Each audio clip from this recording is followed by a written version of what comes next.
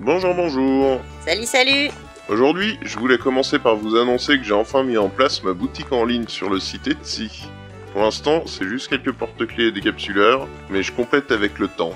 Par exemple, dernièrement, j'ai ajouté des porte-manteaux fabriqués à partir de fer à cheval, qui eux, sont le sujet de l'épisode. Tous les liens sont toujours dans les descriptions des vidéos. Et du coup, si tu fais des ventes, ce sera grâce à moi? Pourquoi ce serait grâce à toi? Parce que si c'est les vidéos qui t'ont fait connaître, c'est un peu grâce à moi, non? Arrête de réfléchir, ça te va pas. Et puis pourquoi t'as pas cherché à vendre avant? C'est quand même ton boulot. Bah, pour apprendre correctement, faut que je fabrique des pièces d'apprentissage qui me servent à aborder des techniques que je maîtrise pas. La vente, ça implique d'en fabriquer des que je sais déjà faire. Alors c'est quand même un bon exercice pour affiner mes méthodes et mon organisation de travail. Ça me permet de devenir plus rapide dans leur fabrication, mais ça aurait limité mon apprentissage au début. Maintenant, faut bien que je vive un peu de ça quand même. Du coup, je dois équilibrer mon travail entre l'apprentissage et la productivité. Et on est où ici? C'est le puisoir d'Orcier. J'adore sa couleur. Mais ça a l'air chimique. Mais ça veut rien dire, tout est chimique. C'est une réaction naturelle entre l'eau qui est chargée en sulfate de calcium parce qu'elle passe dans du gypse et l'humus. Ça lui donne cette couleur turquoise. Le gypse? C'est en rapport avec les gens du voyage? Les gens du... Non mais... Le gypse c'est une roche, petit con. Ah bon? Bon allez, j'en ai marre, on lance l'épisode. Ah, et c'est quoi alors l'épisode d'aujourd'hui? Mais bordel de Dieu, tu vas pas commencer? Bah quoi? Rien, silence, ça commence.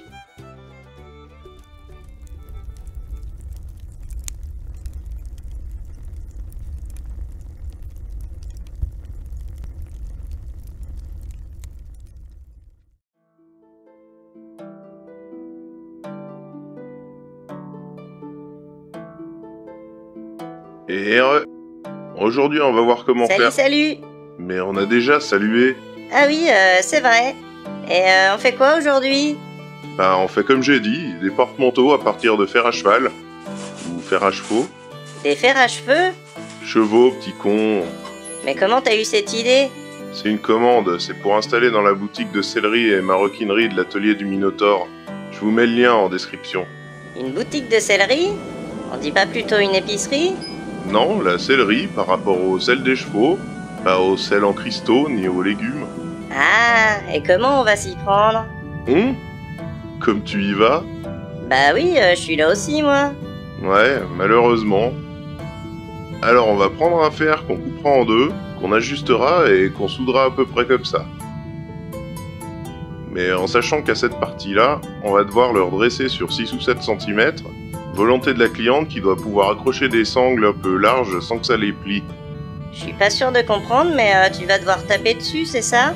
Ouais, et je me suis trouvé un gabarit pour contrôler la longueur. Mais avant tout, on va les passer au feu et les brosser pour les nettoyer. Ah, mais c'est ça qui sent le derrière de poney.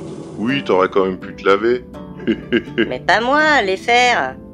Bon, l'important avec la brosse, c'est d'aller dans le sens de la rainure et de l'incliner de manière à ce que les poils atteignent bien tous les recoins. Puis il faut que je me trouve quelque chose pour bien gratter, une pointe, une tige, un truc comme ça. C'est une brosse en poil de quoi? En poil de cul de baguette de soudure, pourquoi? Ah bon, moi je pensais que c'était des fils de fer qu'on fabriquait. Mais si ça pousse tout seul, c'est sûrement plus facile. Ouais. Bon, j'ai trouvé ça pour gratter les recoins, c'est nickel. Mais c'est un cul de baguette de soudure, non? Bah oui. Allez, on coupe en deux et après on enlèvera les pinçons qui sont sur les mamelles. Les quoi? Bah les pinçons, sur les mamelles. Ah, ok. T'as compris? Compris quoi? Les pinçons, c'est ces petites ailettes. Pour un fer antérieur, c'est le fer de devant. En général, le pinçon, il est sur la pince. C'est la partie avant du fer. Et pour un fer postérieur, donc un fer de derrière, il y a deux pinçons et ils sont faits sur les mamelles du fer. C'est la partie entre la pince du fer et le quartier, qui s'appelle aussi la branche. Et tant qu'on est là, le bout du fer, ça s'appelle l'éponge. Ah ah. Bon, après, c'est pas toujours le cas, c'est en fonction du maréchal. Pétain, mais tu m'écoutes? Oui, mais c'est compliqué tout ça. C'est bientôt fini? Il y a tellement à dire sur un simple fer, je pourrais encore t'en tarder une tartine. Mais je connais pas suffisamment le sujet, c'est un métier à part entière. Ceux qui connaissent bien, ils peuvent même discerner la carrure, la démarche et le travail du cheval, rien qu'en voyant la taille, la forme et l'usure du fer. C'est super classe toutes ces étincelles. Ah mais tu suis rien en fait. Et d'ailleurs, en parlant d'étincelles, commence à regarder leur forme, leur nombre, leur couleur et la distance de projection. Ah, c'est important? Bah évidemment, si je t'en parle, c'est pas juste pour faire la causette. On y reviendra un jour, ça nous aidera à différencier les aciers. Ah, c'est pas tout pareil? Ah bah non, déjà quand on tape dessus, c'est plus ou moins dur. Mais c'est surtout au niveau des traitements thermiques que ça sera indispensable de savoir reconnaître les étincelles pour identifier un acier inconnu.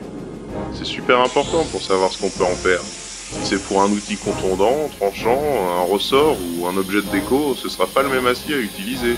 C'est comme reconnaître les fleurs et les chants d'oiseaux?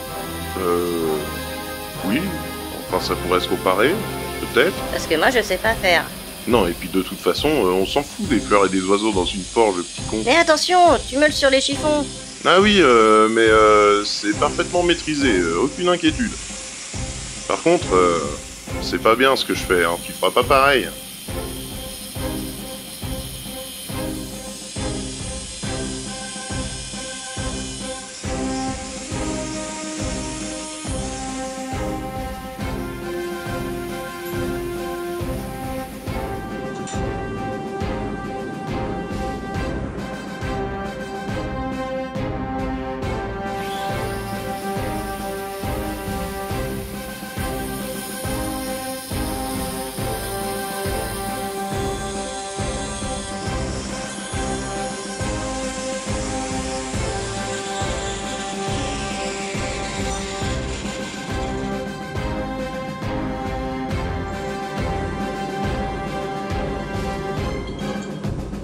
Et là tu le redresses sur 6 chaussettes centinettes?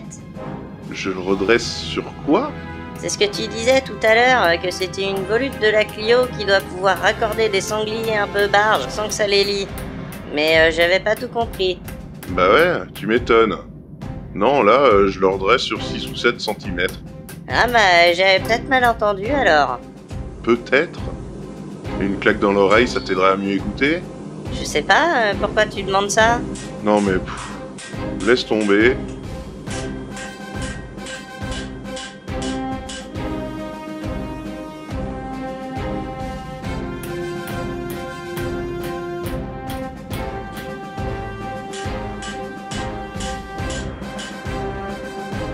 Alors la difficulté de redresser, c'est qu'il faut éviter de trop déformer la section. J'ai l'impression qu'elle se déforme quand même, non? Non, c'est tes yeux ça. Sûrement pas la méthode que j'ai choisie.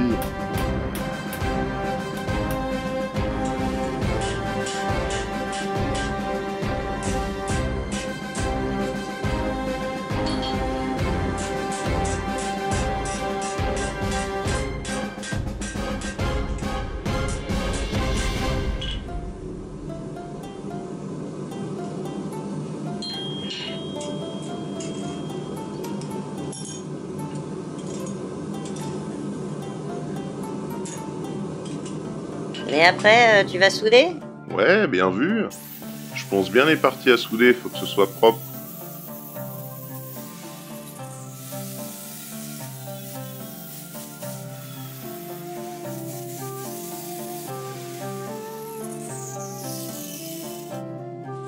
Et j'ajuste aussi le fer coupé sur le fer entier. Fer entier? C'est un nom de métier? Ouais, si tu veux.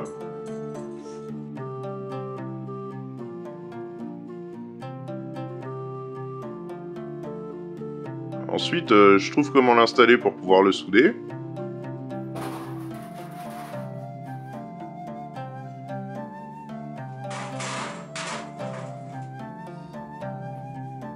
Boudiout bidzouf. T'as l'air de galérer un peu. Ben non, tout va bien, faut juste qu'il veuille bien se mettre correctement. Voilà.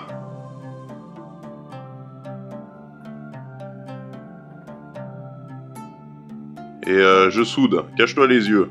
Mais on voit pas de toute façon, tu soudes de l'autre côté. Et là, Bah c'est un peu trop loin. de toute façon, avec toi, y a jamais rien qui va. T'as qu'à attendre que je fasse l'autre côté, puis c'est tout.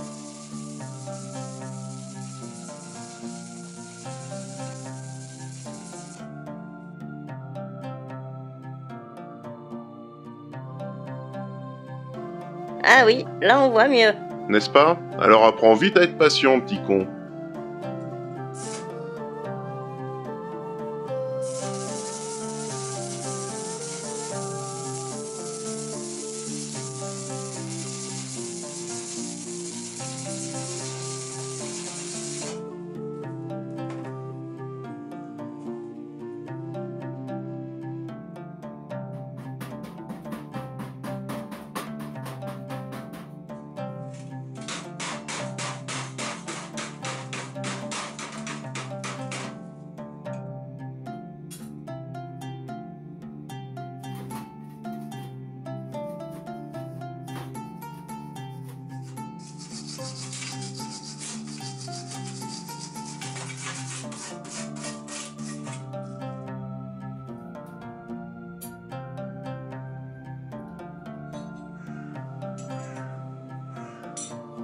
Mais t'en as fait 2?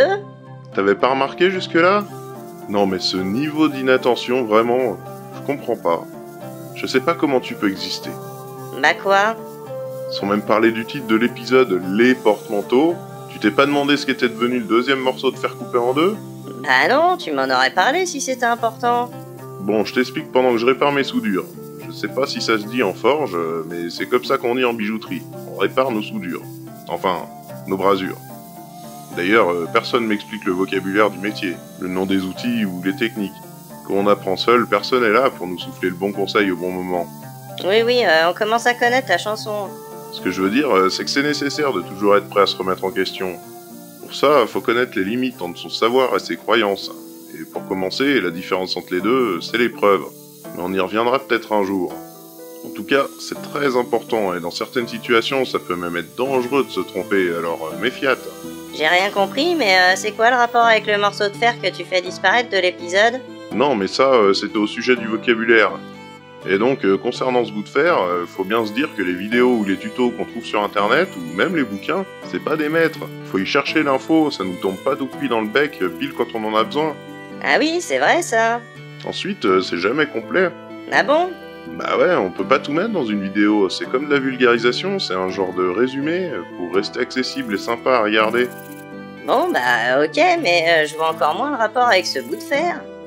Et bah j'y arrive, ce bout de fer, il est là pour dire « Attention, les vidéos, c'est pas la vraie vie ». Le montage, ça permet de couper ce qu'on veut pas faire voir ou ce qui a pas d'intérêt. Du coup, ça donne l'impression que c'est facile, qu'il suffit de... Le fameux « y'a qu'à faucon ». Et toi, tu t'en sers pour cacher tes échecs? Comme avec la tenaille en 4 essais où tu nous montrais que celle que t'avais réussi? Non, mais ça, c'était pour pas faire une vidéo de 3 heures, et on en parle quand même dans l'épisode, donc c'est pas vraiment caché. Ah oui, c'est vrai. Faut accepter ses erreurs, c'est le premier pas d'une remise en question. Quelqu'un qui veut se donner l'impression qu'il se trompe jamais, c'est une personne qui aura toujours du mal à apprendre. Mais pourtant, c'est pareil quand je te regarde, ça paraît toujours simple, et puis quand j'essaye, ça marche jamais. Parce qu'à la base, c'est un ressenti humain, à travers les écrits ou les vidéos, on accentue ce phénomène. Faut y être vigilant. Souviens-toi toujours qu'on saura jamais tout, mais qu'on n'en saura jamais trop. D'accord, mais ça veut dire quoi tout ça? Bah en résumé, faut pas laisser nos impressions fausser notre jugement de nous-mêmes ou de nos compétences, en bien ou en mal. Et c'est pas parce qu'on a vu 15 heures de vidéos sur un sujet qu'on est meilleur que ceux dont c'est le métier depuis des années. Et inversement, faut pas se dévaloriser, il y a que ceux qui font rien qui font pas de conneries. Alors, les gens mentent? Oui, ça peut arriver, mais en général, s'il manque un détail, c'est pas pour nous cacher des choses. Le plus souvent, c'est juste qu'on pense pas à tout préciser parce que ça nous paraît évident. Après, c'est à chacun de creuser le sujet et de vérifier. À commencer par en causer dans les commentaires, ça permet de trouver des gens qui s'y intéressent. Oh là là, c'est compliqué tout ça. Moi, ça me paraît plutôt évident. C'est d'ailleurs pour ça que je le rappelle.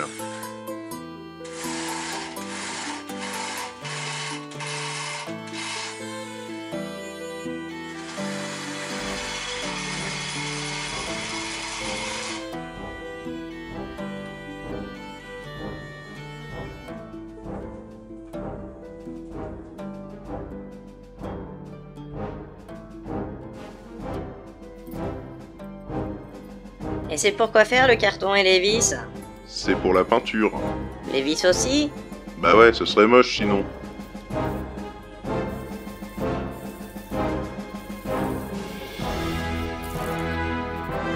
Le tout, c'est de mettre une couche qui couvre bien, mais surtout pas trop, sinon ça va les boucher. Waouh, ça rend super bien.